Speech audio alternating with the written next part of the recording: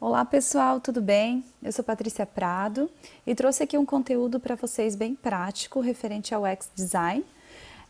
Ele faz parte de uma série de artigos que a gente está publicando lá no Medium do Ideativo sobre cultura de UX na indústria de software.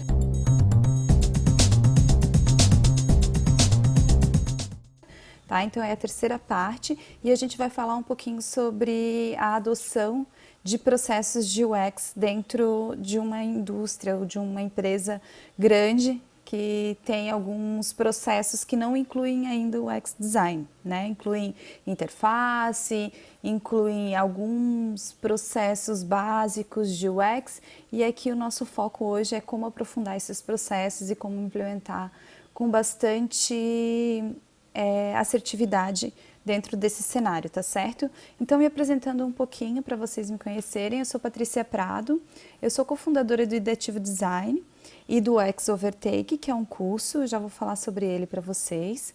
Eu também sou especialista em UX Design pela UFSC, mestre em Design pela UDESC, na linha de pesquisas de interfaces e interações comunicacionais. Escrevo para o UX Design Brasil CC também, que é um portal, um canal de comunicação de UX para a comunidade. Sou professora da Univale e do Senai, aqui de Florianópolis, tá? Então, falando um pouquinho do Ideativo, o Ideativo trabalha bastante com produtos legados, né? Então, a gente trabalha muito focado em forma, conteúdo. Então, a gente não dissocia uma coisa da outra. Então, a gente dá a forma através do design e conteúdo através dessa interação que a gente faz com os clientes, tá? Então, a gente sempre trabalha esses dois blocos unidos. A gente é especialista em sistemas legados, então a gente adora um legadão, né? Trabalhar com sistemas já que estão aí há 20, 30 anos no mercado, que estão buscando uma nova abordagem, né? Essa abordagem de olhar um pouco mais para os seus usuários e não só para os clientes. Então, olhando também para aquele usuário lá na ponta que realmente utiliza o sistema que a gente desenvolve, tá?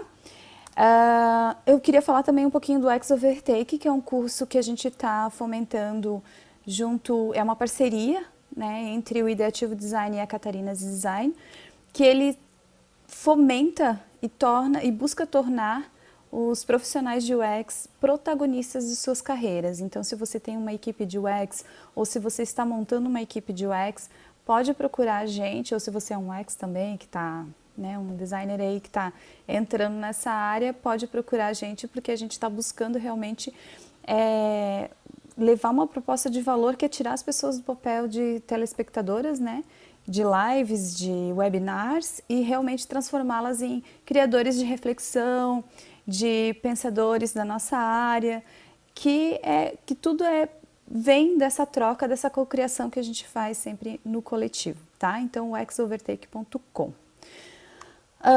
Então, só entrando um pouquinho na nossa discussão, que ela é bem rápida, só para dar uma contextualizada para vocês. Então, hoje a gente pode perceber que existem muitos dados na rede, né? E que lá em 2014 a gente falava que nós tínhamos na internet um septibilhão de bits de dados. E hoje a gente teria 6 vezes mais que isso. Então, a gente tem muita informação aí disponível na internet. Então, isso já não é mais nenhuma novidade, né? Mas será que a gente consegue imaginar como isso impacta na vida das pessoas, como realmente isso está dentro, inserido no nosso dia a dia?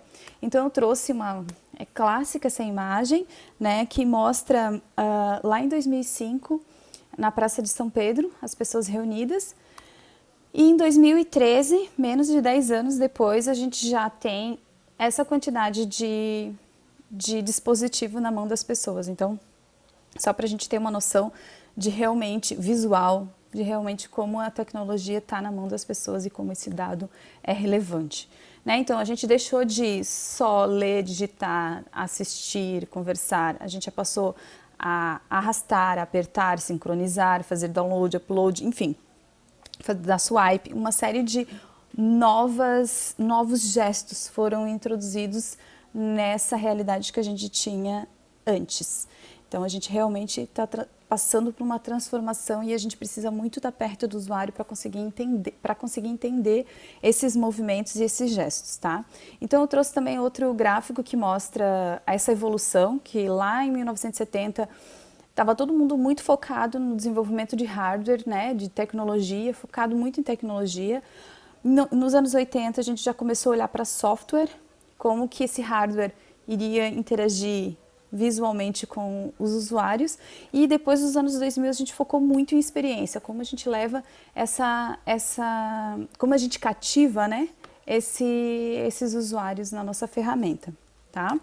Então aqui eu trouxe alguns exemplos para vocês de interfaces que a gente já trabalhou, né? Então esse aqui é um sistema de 25 anos, né? Então ele estava com uma abordagem e a gente trabalhou para trazer uma outra abordagem. Isso é para mostrar para vocês que realmente procede a informação que o Eric Schaff trouxe para a gente, né? Então aqui também tem um outro exemplo, né, de visual cognitivo que as ferramentas precisam que o usuário tenha, né? Então a gente trabalha exatamente em deixar essa carga cognitiva um pouco mais leve para o usuário, tá? Então eu trouxe um case no mundo real para vocês, que é um case bem emblemático para a gente gente começou a trabalhar numa indústria de software e começamos a aplicar algumas ferramentas de UX até chegar no teste de usabilidade que foi implementado na empresa antes do desenvolvimento, mas eu vou explicar para vocês bem certinho como que foi, né? A investigação, para quem tem essa preocupação de que uma investigação em UX demora meses, está muito enganado. Essa investigação, para vocês terem uma noção, durou uma semana.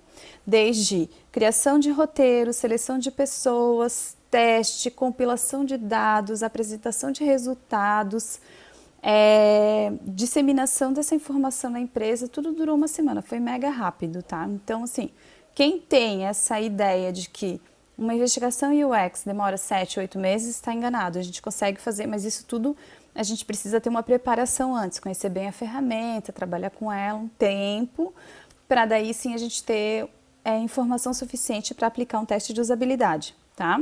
Então esse foi num produto de comunicação, né, de interação entre as pessoas, e os principais objetivos que a gente tinha nesse teste era avaliar a capacidade de controle e liberdade do usuário, se ele pode ir e vir, se ele consegue mudar de rota a hora que ele quiser, enfim, verificar a consistência de padrões e fluxos. Isso influencia na questão de aquele botão tem sempre aquele mesmo comportamento. Se ele estiver em outro lugar do sistema, ele tem que ter o mesmo comportamento. Então, isso é consistência, porque o usuário consegue... o nosso objetivo não é fazer com que ele aprenda, mas que ele reconheça essa ação ao longo do processo. Então, se o botão tem o mesmo comportamento no início do processo, lá no final ele tem que ter o mesmo comportamento, para que não dê inconsistências de usabilidade, tá? E também questões de padrões de fluxo, ir e vir, enfim, né? O terceiro objetivo principal que a gente tinha era oferecer reconhecimento ao invés de lembrança, que era exatamente isso que eu estava falando para vocês agora, e verificar a flexibilidade e eficiência de uso, tá? Rapidez, agilidade no processo. Se o meu objetivo é, por exemplo, gerar um relatório, conseguir gerar o relatório de maneira rápida, sem ter que passar por muitos processos, tá?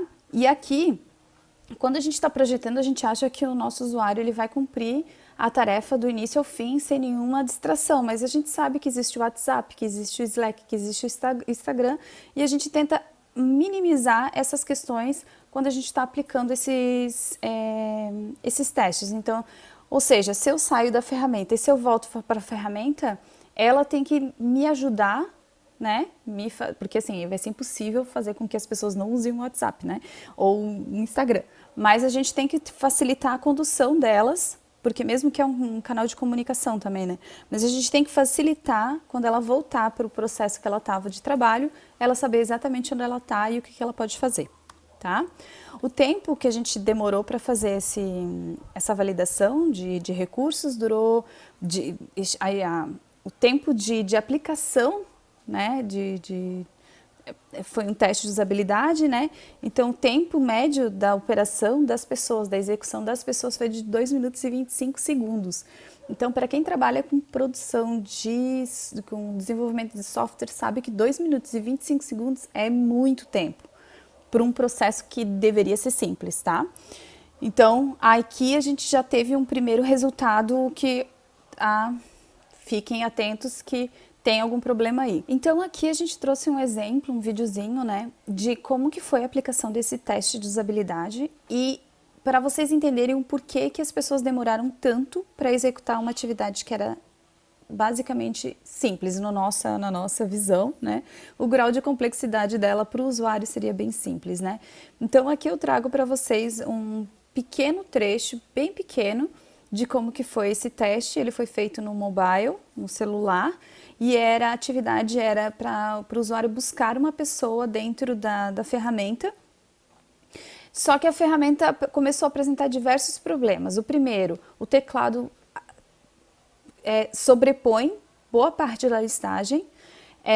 A busca não tinha inteligência para identificar nomes do meio, nomes de difícil escrito, um sobrenome em alemão, por exemplo. Ele tinha sérios problemas referente a isso, e essa era uma atividade principal da ferramenta. Então, ou seja, para eu conseguir conversar com alguém, eu preciso buscar. Então, a busca era dos recursos mais importantes que se tinha na ferramenta, né?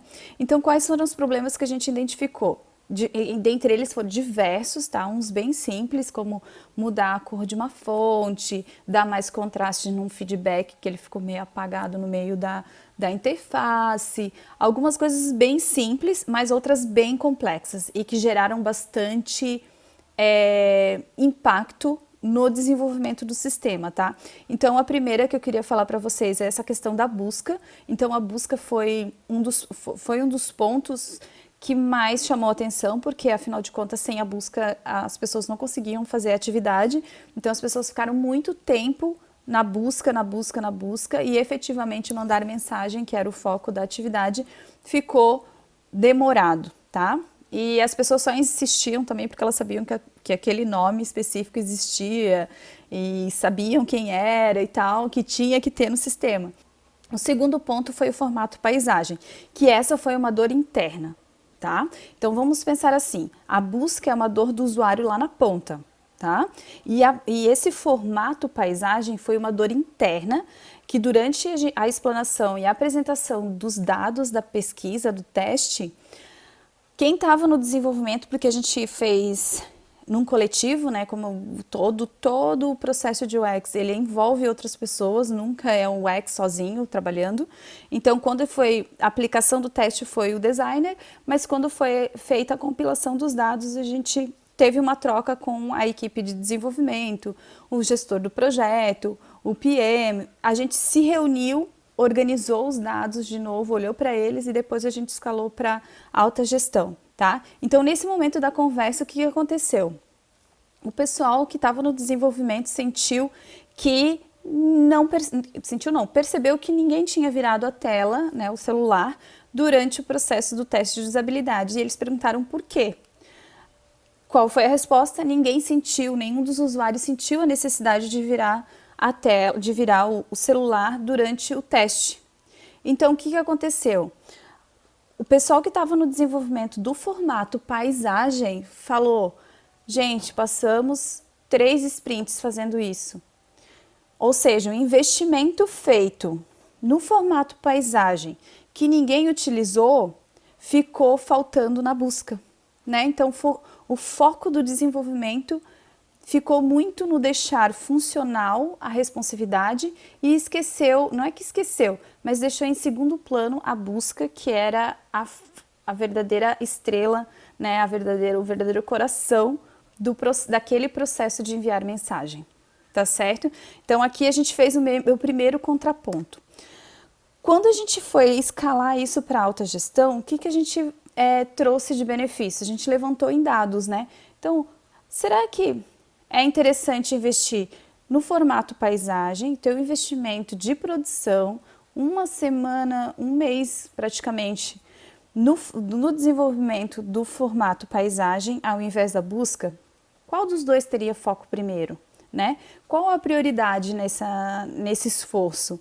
Então, o que aconteceu? A gente definiu que, toda a equipe envolvida definiu que o formato paisagem não era o momento de ser realizado, então ele foi para o backlog, e a busca ficou com foco total do segundo processo de desenvolvimento, que era a próxima sprint. Então, com isso, a gente conseguiu ter um argumento para mostrar que, gente, estamos focando nosso investimento em recursos que não são percebidos pelo usuário, né? E, ao invés disso, a gente está prejudicando o acesso dele, deixando uma busca mais defasada. Então, os esforços foram para a busca inteligente, tá? Então, a conclusão que todos tiveram desse processo todo dentro da indústria foi que refletir antes de desenvolver. Então, quando a gente faz o teste, a gente consegue pensar em quais funcionalidades precisam de mais esforço e focar o nosso desenvolvimento com mais assertividade. Então, ou seja, a gente não vai ter retrabalho, a gente não é que não vai ter retrabalho, vai reduzir o retrabalho, vai investir recursos no lugar certo, né, com mais assertividade, ou seja, o desenvolvedor não vai ficar com aquela sensação de que, tipo, estou fazendo mais um recurso que ninguém vai usar.